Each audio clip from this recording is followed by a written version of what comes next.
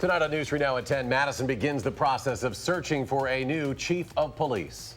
And nearly a year after she was kidnapped and her parents were murdered, Jamie Kloss's case is shining a light on other missing children around the state. Plus, a former Texas police officer charged with murder after he shot a woman inside her home over the weekend. From the Channel3000.com Alert Center, this is News 3 Now at 10. And thanks for joining us tonight. The board members who will decide Madison's next police chief officially confirmed acting chief Vic Wall will continue interim duties as they start their search for a permanent replacement. Madeline O'Neill is back from the Police and Fire Commission meeting tonight with what comes next. Charlotte and Eric, even though Wall had already been performing the duties of acting chief, the PFC was required to officially name an interim chief from within the department. Wall, who was one of 3 assistant chiefs under former Chief Mike Koval, is saying he has no intention of applying for the permanent job. And since the other 2 assistant chiefs have not expressed interest, it's likely the next chief will come from outside the department. I think I have a really good understanding of things that will help the next chief. During a time of change within the Madison Police Department, official acting chief Vic Wall wants to keep as much continuity as possible. It's important just to, reinforce to our folks internally and externally to the community that, we're going to keep moving forward, delivering a high level of service. But hearing none, it's unanimous. With a unanimous vote, the Police and Fire Commission is giving Wall the reins to lead the department as they seek candidates. We have a very good progressive police department and a lot of unique things about how we do things and what we do. And I think it's important for me to be able to share with the PFC as much as I can what those things are and sort of some of the traits and characteristics that they might want to look for. To help, the city's Human Resources Department is providing resources from the last search, such as recruitment strategies, application packet examples, and job descriptions, looking for a candidate with thorough experience in police administration. They are qualifications the board members see when they look to Wall, who has no intention of applying for chief, saying he's unable to move to the city. Is this a hard no? Wall says it's also because he doesn't want to interrupt the department's path forward. I'm coming up on the end of my career, and I think it's important to have continuity. And so I think those are other things that are sort of driving my decision. The PFC had a chance to ask HR questions tonight, including whether or not hiring a consultant would make sense. The board can take input, but in the end, the hiring process is up to the PFC. Now, there's no set timeline on this process, but the last search took about 7 months. All right, Madeline O'Neill reporting tonight. Maddie, thank you. Switching gears to weather now, meteorologist Dana Fulton joins us with a quick look at your forecast. Dana? Of course, today was nice and sunny outside. Temperature-wise, if you were in the sunshine, felt pretty nice in the 50s. Overnight, we're going to fall through the 30s again as some more cloud coverage builds in. So frost really not a concern overnight. We won't fall to the low 30s. Our Doppler track is quiet right now, but with that cloud coverage building in, we are expecting some light showers to develop by tomorrow morning. We're close to 38 currently in Madison, still holding on to 43 in Platteville with a calm breeze coming from the south. Again, those shower chances are going to develop by early Tuesday morning. But once we get through the light rain chances for Tuesday, dry skies will return for the rest of the week. We'll take a closer look at your full forecast in just a few minutes. It's been nearly 1 year since a Wisconsin teenager was kidnapped and her parents brutally murdered. Today, Jamie Kloss's family attorney spoke about how the teenager is moving on with her life. What's really helped her, helped me, helped everyone around her is the fact, just as she saved herself, it's her strength and her heart that has and will continue to get her through this and move forward with her life. And Barron County Sheriff Chris Fitzgerald honored the 10 lead agents on Jamie's case and says he never gave up hope when Jamie went missing. He's now asking everyone to not forget those children who have not come home. Right now, the National Center for Missing and Exploited Children lists dozens of names from Wisconsin, including some from our area. The center says Jamie's story is a reminder of the importance of keeping those names and pictures alive. A woman accused of shooting and killing a man in Sauk County was in court this afternoon. Amber Lundgren appeared via video as the judge issued a $500,000 signature bond. She's charged with first-degree intentional homicide in the death of Christopher Lytle. Lytle's body was found in a field 2.5 weeks after he was killed. Prosecutors say Lundgren shot Lytle in the back of the head while he was on his knees facing away from her. But Lundgren says he attacked her and she was acting in self-defense. The gravity of this offense is high. The acts were of the most violent character, and the strength of the evidence is strong. What I expect as this case unfolds is that the evidence will show Ms. Lundgren acted in legitimate use of self-defense. Lundgren will be back in court again next week. Rescue teams in New Orleans are still searching for a missing construction worker in the rubble of a deadly building collapse. The Hard Rock Hotel came crashing down over the weekend, killing at least 2 people. Now, the missing man is a construction worker named Anthony McGretty. His family is camped out near the site and says they will not leave until he is found. That hotel currently unstable. It could collapse further at any time. The builders flew in engineering experts from Europe to try to stabilize it. New at 10, a teenage girl working at an East Side ice cream shop is okay after a man allegedly robbed the store. It happened at La Michoacana Ice Cream on East Washington Avenue Friday. The girl was working the counter when a man wearing a hat and scarf began yelling at her to give him money. She gave him cash from the register and he ran away. Police searched the area with a K-9 but were unable to find him. An apology from the chief of the UW-Madison Police Department tonight after a tweet about the football game over the weekend received negative reaction.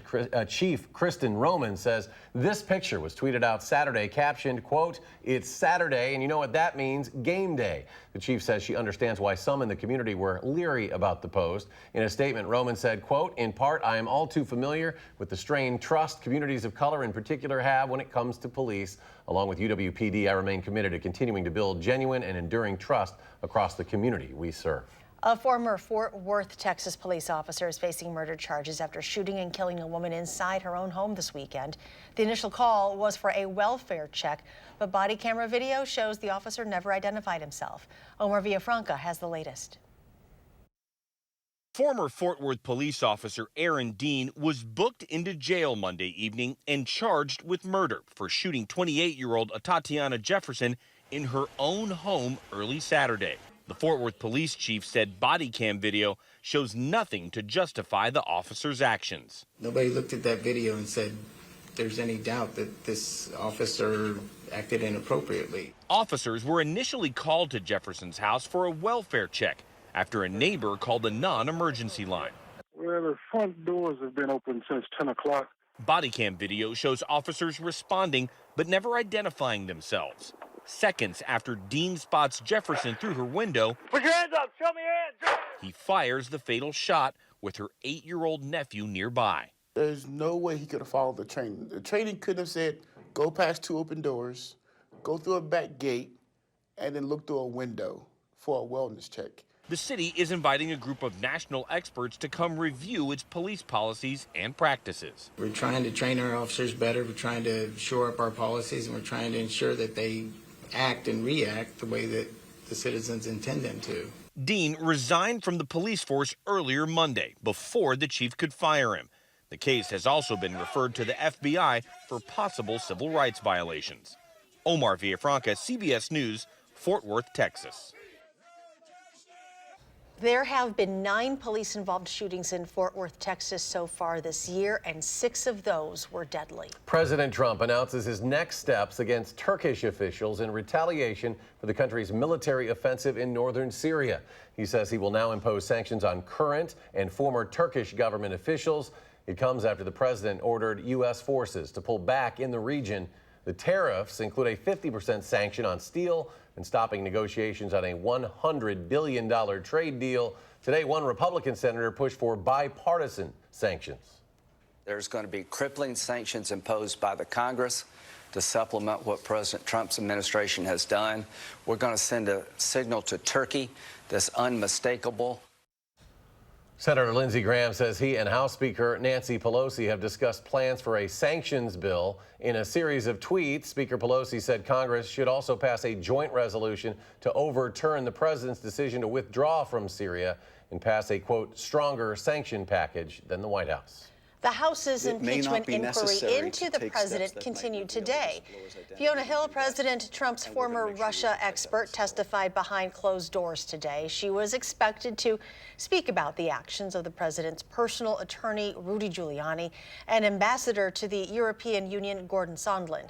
Meanwhile, Congress says they are doing everything in their power not to call the Ukraine phone call whistleblower to testify and reveal their identity. President Trump says they must be named. Wisconsin Senator Ron Johnson says Democrats are trying to, quote, sabotage Donald Trump's presidency. In a radio interview this morning, Senator Johnson claimed the impeachment inquiry is just Democrats doing, quote, everything they can to bring him down. He says the Democrats have been trying to get President Trump out of office since the day after the 2016 election. Meanwhile, Democratic representatives have been rather vocal in their support of the impeachment inquiry. Representative Mark Pocan joined us on News 3 Now at 4 today before heading back to Washington for the start of the new congressional session tomorrow. He admits his job can be frustrating at times. You know, I came from a time when, Democrats and Republicans worked together a little better when I was in the legislature. And since 2010, that's been a little more difficult. And so I'm always hopeful, and I always think there's ways we can move the ball forward. But it makes everyone have to work together. And believe it or not, that's been harder than it used to be. Pocan says he hopes to pass legislation regarding prescription drug prices and gun violence during the upcoming session. Sun Prairie is getting ready for this election cycle by doubling its number of polling places. Last year, people were waiting in line for up to 2 hours to vote in Sun Prairie. The city says that was unacceptable. They hope by doubling the amount of voting places from 4 to 8, it will encourage more people to vote. A list of those new polling locations can be found online right now at channel3000.com. New at 10, Shep's Ice Cream Company, Inc. is filing for receivership, an alternative to bankruptcy. Now, according to the Milwaukee Journal Sentinel, Shep's lost 2 key customers and owes more than $19 million. However, the company, which employs about 150 employees, is staying open during the proceedings, and prospects for its selling is good. Attorney Michael Polsky says a number of qualified buyers have already expressed interest. All right, coming up, a new wave of concerns about safety along East Washington Avenue after a pedestrian was hit and killed last week. And a local police chief is getting the recognition he deserves more than 80 years later. That story is next on News 3 Now at 10.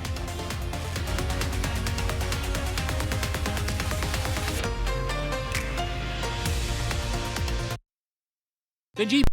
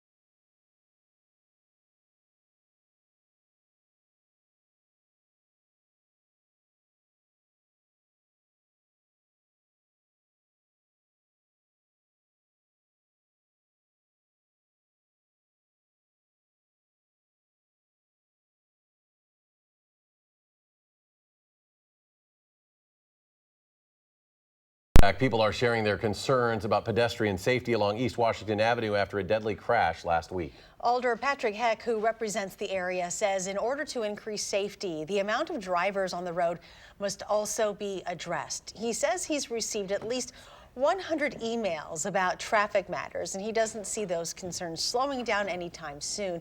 But he does identify a couple of measures that he says could be helpful. I hope that things like mass transit, bus rapid transit in particular, and additional traffic calming and safety measures for bicyclists and pedestrians can alleviate some of that.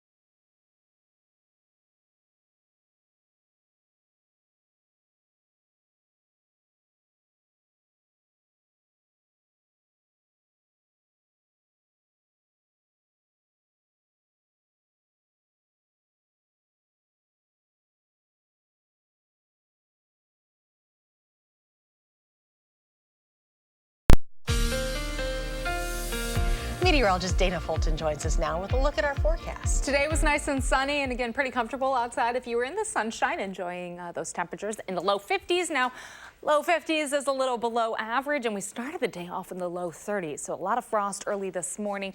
We aren't expecting that frost coverage for tomorrow morning, partially because our temperatures will only fall to the upper 30s. So not as much of a concern. Doppler track is nice and quiet. We have high pressure just to the south now, and it's fairly close. That's why our breeze southerly, but still pretty calm. Our next system off to the west, it is going to pass on over tomorrow, bringing a light chance for a few isolated showers. Not expecting a lot of accumulation, but the system bringing a lot more rain up into northern Wisconsin. No severe weather threat either, and not really even expecting any thunderstorms. Just kind of a dreary day following all the sunshine that we had today. Temperatures overnight will hold in the 30s. We become mostly cloudy by Tuesday morning, and then those shower chances develop. Again, most of that heavy rainfall will be to the north as the center of that low crosses right over the tip of the state. For Wednesday morning, we're still mostly cloudy, but by the afternoon, we'll become variably cloudy. That means a few more pockets of sunshine, and then heading into Thursday and Friday, we're expecting partly sunny skies, so it should be a really nice end to the work week. Rainfall totals hovering around barely a few hundredths of an inch. Some areas might get closer to a tenth of an inch or so. So again, not a big rain event. Not expecting a lot of accumulation. Those totals will be a little higher to the north, but not too much rain coming on through. Wind speeds tomorrow might pick up a little bit later in the afternoon as that system's crossing on over. We could see our winds peak closer to 20 miles per hour, but it won't be too windy early in the day. That's the good news. Our wind chill, not much of a factor. And again, that frost, not much of a factor either. No advisories or watches in Wisconsin. Our friends in Indiana and Michigan, they do have a frost advisory for tomorrow morning. Temperatures will be in the 30s to start off the day, falling into the upper 30s for most of the area. And we are going to have the chance for those spotty showers developing throughout the morning and early afternoon. Not a lot coming on through for us. Just might need the umbrella at times. Heading into Wednesday morning, still mostly cloudy with those opportunities for a little bit of sunshine building in later in the day. Not a lot of sun, but we'll get some later on. 38, the low for us overnight, becoming mostly cloudy with our shower chances developing by early Tuesday morning, and then Tuesday afternoon.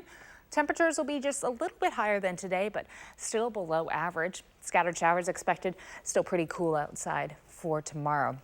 In the low 50s for Tuesday with our shower chances by Wednesday. Still breezy outside behind that system. High temperatures will be in the upper 40s, so we drop back just a little bit. But then we start a little bit of a climb heading into the weekend. Mid-50s on Thursday, close to 60 on Friday, and we'll stay in the 60s into the weekend. So a seasonable weekend with our next chance for showers developing for Saturday and Sunday and heading into the start of next week. That rain chance will bring a little more accumulation, though. We're not really looking at much of a storm threat either for this weekend. That's the good news. And then into the following week, it seems like our temperatures will back off again. So heading towards the end of October, it will be just a little cooler outside. That's a quick look at your forecast.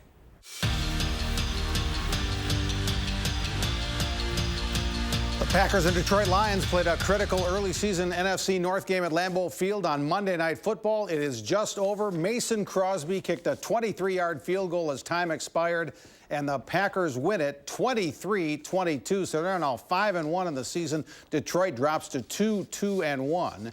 And next Sunday, another home game as the Packers host the Oakland Raiders coming to Lambeau Field, and that game will be seen at noon Sunday right here on Channel 3. News 3 Now. Oh, gosh, I forgot our new brand.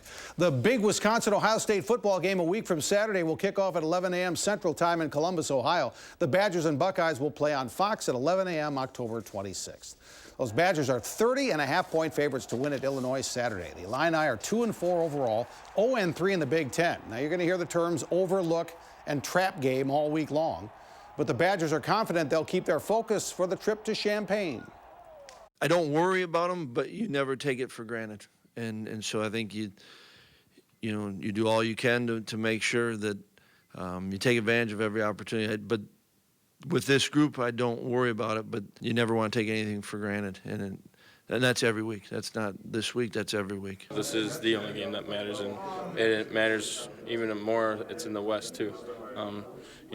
Even whatever game it is, it's the most important game of the week, and it's the most important game of that specific day. And I think we take a good approach to it every week.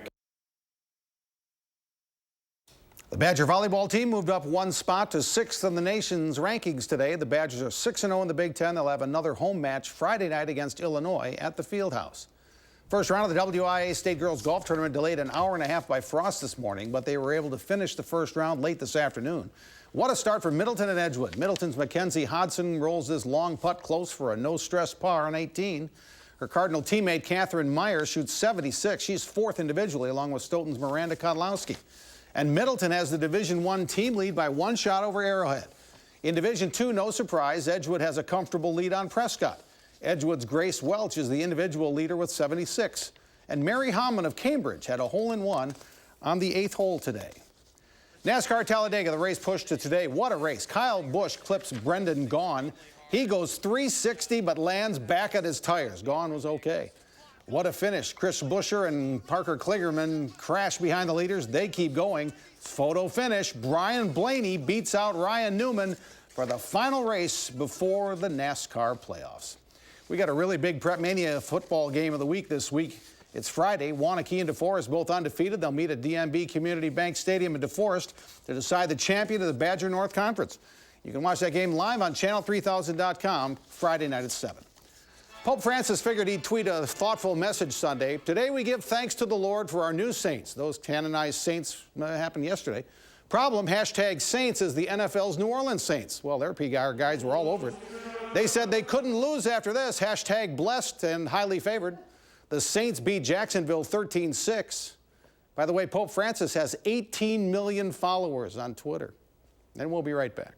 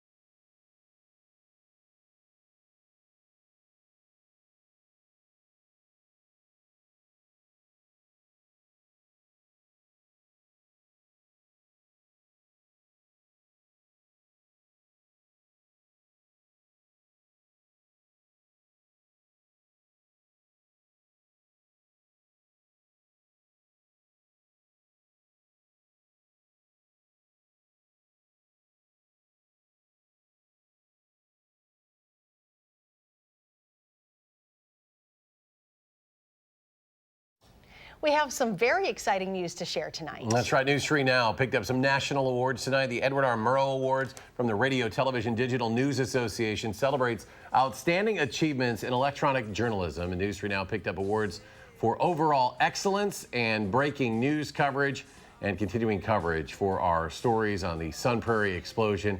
And our own Leah Linscheid also won for a story about struggling dairy farmers. That's our 10 o'clock producer, Christopher Hine. Our 6 o'clock producer, Melissa Bailing, accepting awards in New York on our behalf. Congrats to all of our staff for their hard work that they put in every single day on those honors. Final check with Dana. So we are looking at clouds developing, building in overnight, and our shower chances starting off for early on Tuesday. We'll have some light rainfall for Tuesday. Spotty showers, not a lot of accumulation. High temperatures will be in the low 50s. The rest of the week should be dry, and then finally by the weekend we'll be back in the 60s.